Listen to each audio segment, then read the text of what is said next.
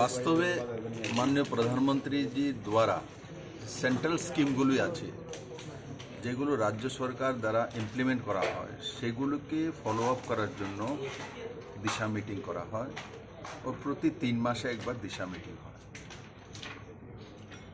মোটামুটি 47-48 স্কিম আছে আলাদা আলাদা ডিপার্টমেন্টের।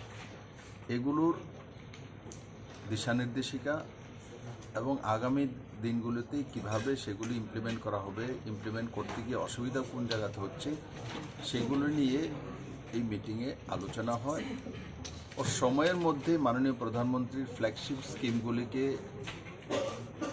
জনতার কাছে পৌঁছে দেওয়া এই দিশা মিটিংয়ের মূল লক্ষ্য।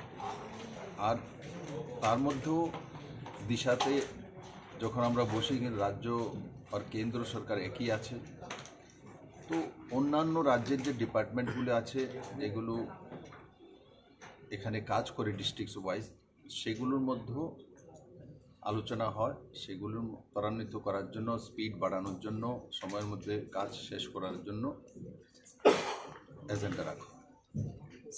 পশ্চিম ত্রিপুরা জেলার দু একজন বিধায়ক যারা বিরোধী দলে রয়েছেন তাদেরকে আজকের এই মিটিংয়ে দেখা যাচ্ছে। তাদেরকে ডাকলো, এরা আসে না, এরা অন্য প্রজাতি,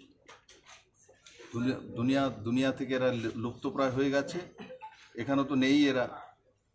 ভাগ্যচক্রে কংগ্রেসের কারণে অ্যালায়েন্স করে কয়েকটা সিট পেয়েছে। আগামী দিনগুলোতে এগুলোও থাকবে না, এদের এই অসাংবিধানিক ব্যবহারের কারণে।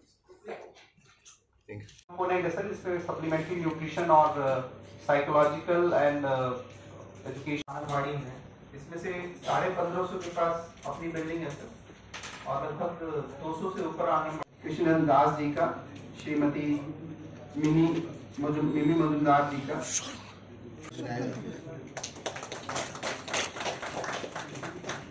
तो हाथ तो सो रही है।